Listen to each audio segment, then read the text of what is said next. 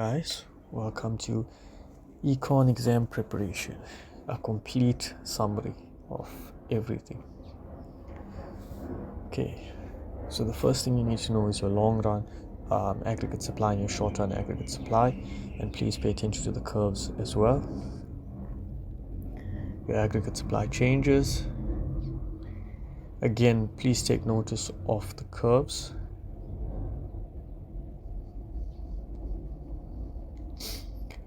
Also, please note whatever I've highlighted in yellow is a must know. It's super important for you to memorize everything that's highlighted in yellow. Okay?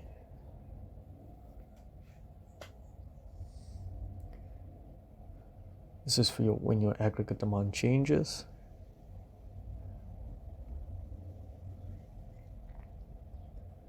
And you can pause the video whenever you like if you feel like it's going too fast, and you can go over each slide.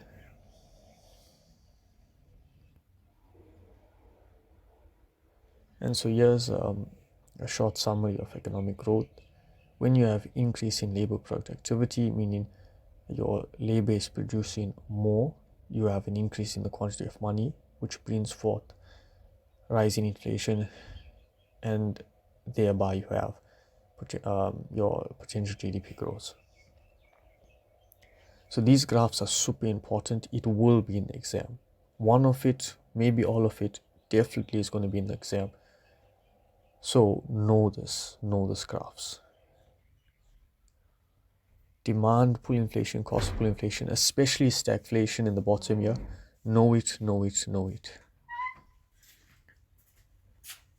Okay, so this is what causes demand pull inflation, and this is what causes cost push inflation, sorry. So this is your short run Phillips curve, and this is your long run Phillips curve. Okay, remember this came out in test 3 for the short run, so please pay attention.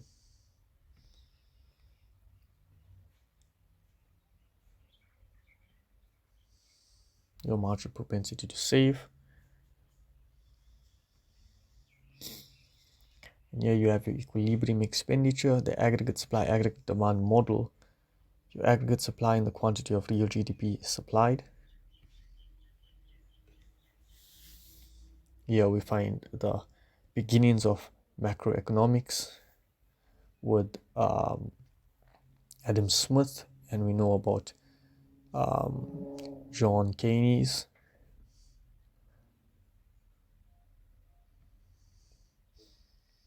Right, know the definition of your GDP.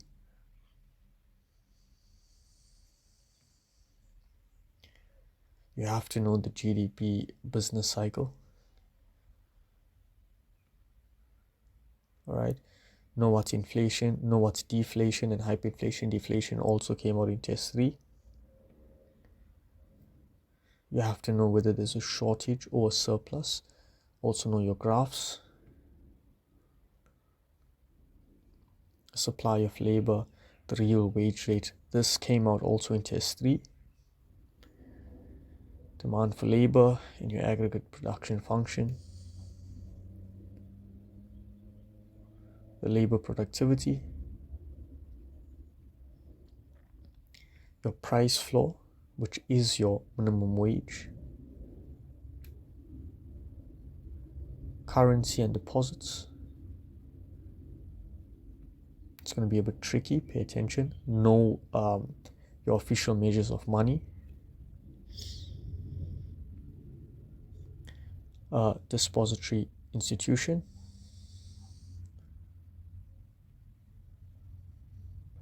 And I have this new method which is called RIL, in order for you to remember what these institutions do. R for reserves, I for investment securities, L for liquid assets, and L for loans. So that's RIL.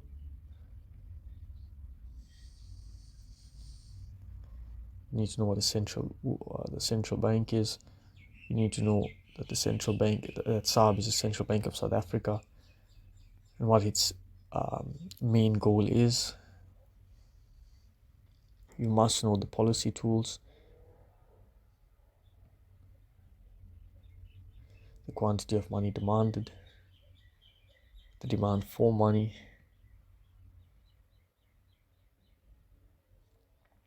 the quantity theory of money and the velocity of circulation, as well as the formula, the foreign currency, the quantity demanded and supplied, the law of supply, an efficient wage, the multiplier, so important, learn the definition.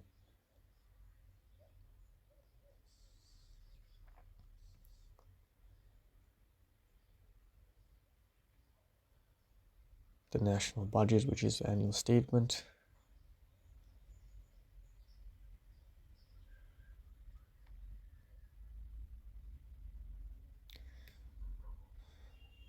Your fiscal stimulus.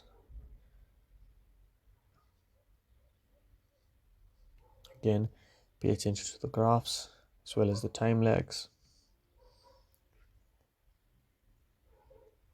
A monetary policy instrument. The transmission process. Pay attention and practice this working out as well. An import quota, a tariff. The case against protection. The case against protection again, but specifically dumping, know the definition.